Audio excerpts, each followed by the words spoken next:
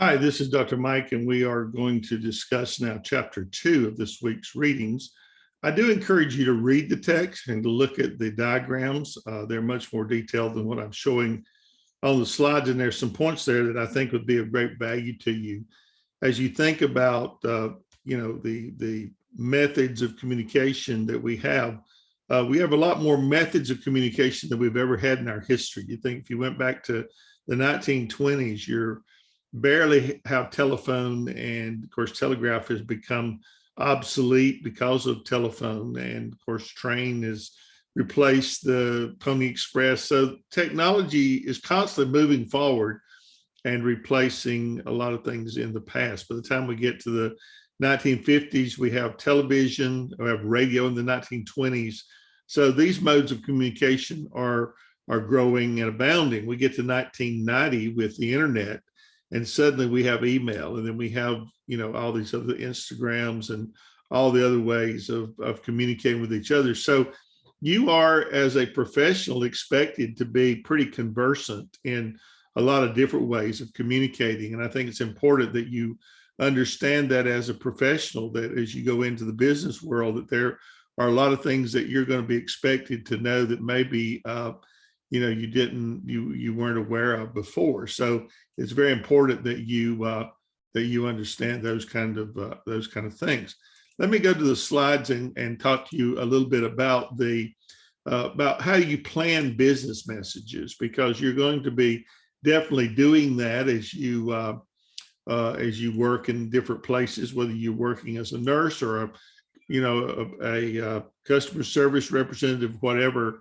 You're going to have to plan your business messages, and there are certain things about them that are very important. So as our learning objective number one, we want to discuss 5 steps in the communication process.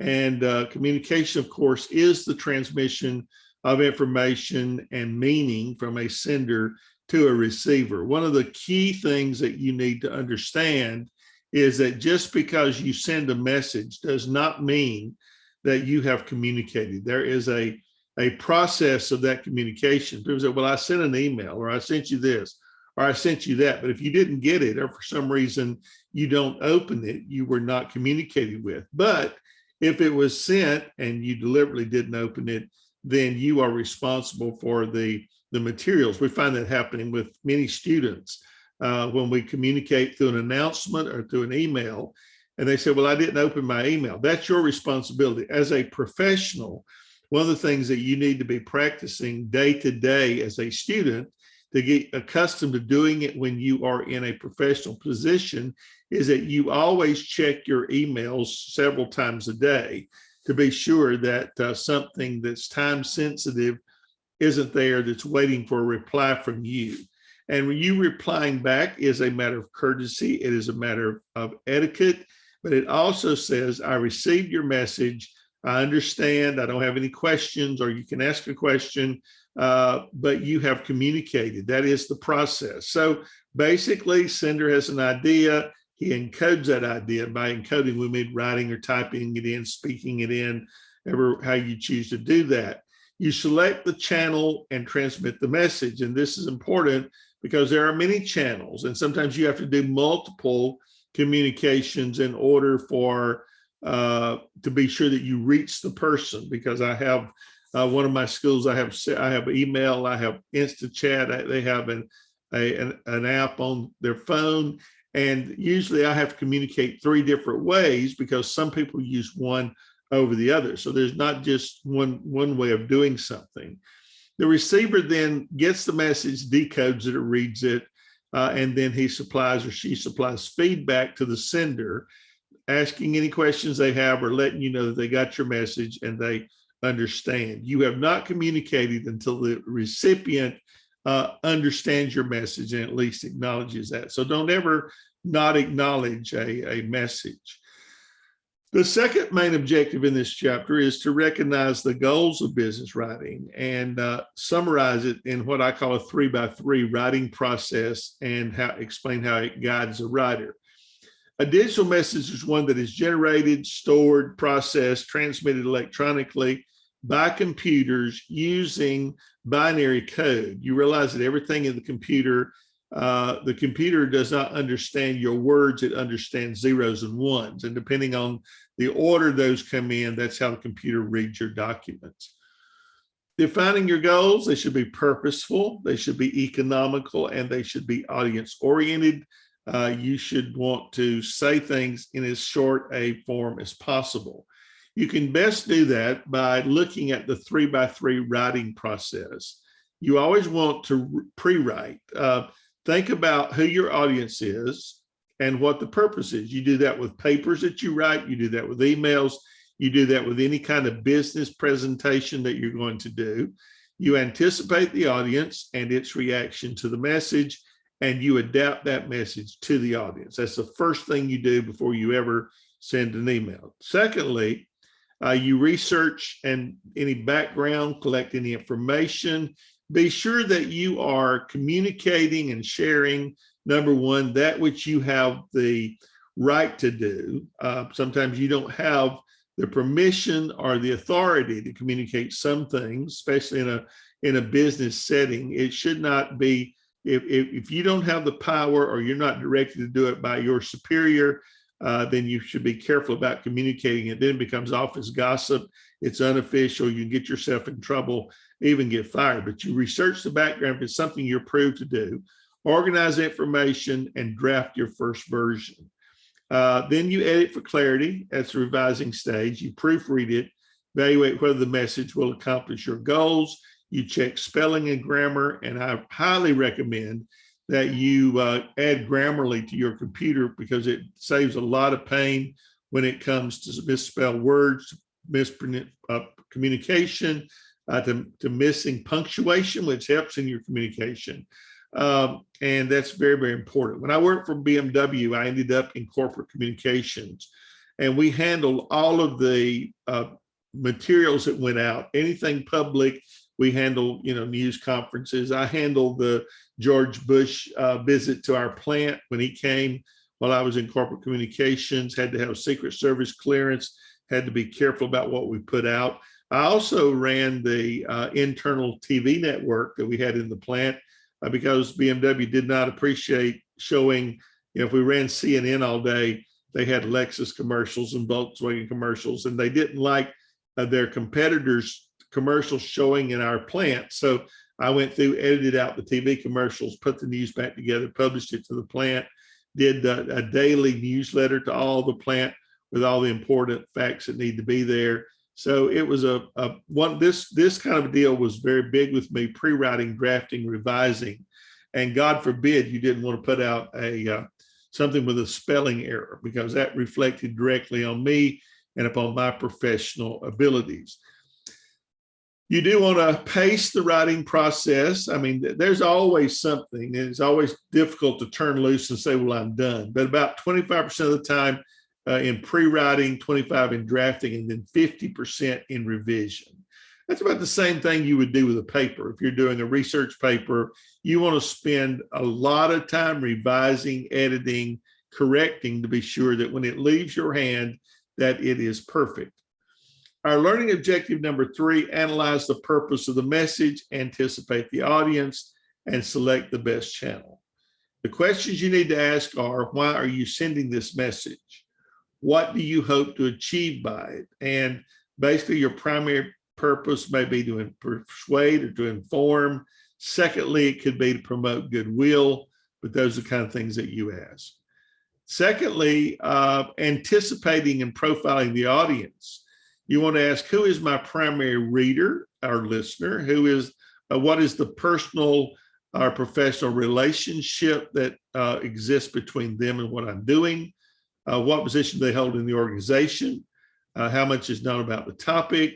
What is that person's education level, beliefs, culture, attitude? You want to be very careful about those.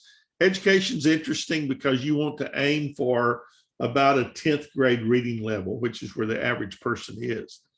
Will the reaction be neutral or positive or negative? Secondary audience, how is secondary audience different from the primary? Supply more background, reshape the message for a secondary audience. There's always people looking over your shoulder who are evaluating how you're communicating with the rest of the company or whatever.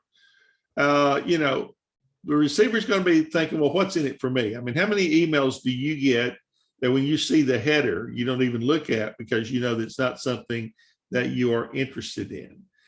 There is a list of factors that determine how you're going to communicate, person to person, by phone, or by computer. And that has to do with message importance. It has to do with the amount or the speed of feedback, the need for a permanent record, that's important, the cost, which one's more expensive, the degree of formality, confidentiality, sensitivity, receiver's preference, and receiver's technical expertise. All those things come into play. So there are 10 levels of richness in the workplace as far as these channels are concerned, and they're very important, from face-to-face all the way through to the wiki, report, blog, memo, all of these. So you go from the richest, which is face-to-face is always best if you can do that, to telephone, to video, to email, to instant message, all the way down to the wiki, which is the weakest link. So look at those when you get a chance and think about that. You want to employ adaptive writing techniques such as incorporating audience benefits, developing the U-view using conversational but professional language. And then there's some expert writing techniques that will help you. Spotlight the audience benefits. Maybe it's about a warranty starting right away. You know, you don't say, well, it begins right away. You say the warranty starts working for you immediately. So it's not just a warranty, it's about you benefiting personally. Develop the U-view. Don't say we've created an account dashboard that we love, but you say your account dashboard gives you complete control. So it's not about we or me or I, it's about you. So those are things you keep in the forefront. Be conversational. Don't say, by the way, your report was totally awesome, but say, by the way, your report was well written. Not the undersigned request that all appropriately completed performance reviews be returned to the writer by the deadline on June 15th, but very succinctly say, please return all performance reviews by June the 15th. That says exactly what this one says with very few words. And you want to be very concise with your wording. You don't want to, talk all day, talk around the world. So you develop the reader's benefits and the U-view. That's very important. Always look through that, think about that, and you can read both of these in your leisure.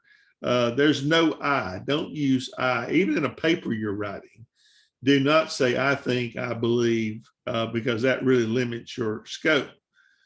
There are a lot of additional expert writing techniques that you will use as far as your tone is concerned, as far as your language, as far as the wording is concerned. It's very, very interesting. Be courteous. Try to stay away from employee bias, use employee bias free language. Don't say our office girls can do this or our office workers can do this, because it goes from being a rather sexist term to being a generic term. Office workers, don't put whether you're male or female into the middle of what you're saying. Try to take those things out as much as you can when you're communicating.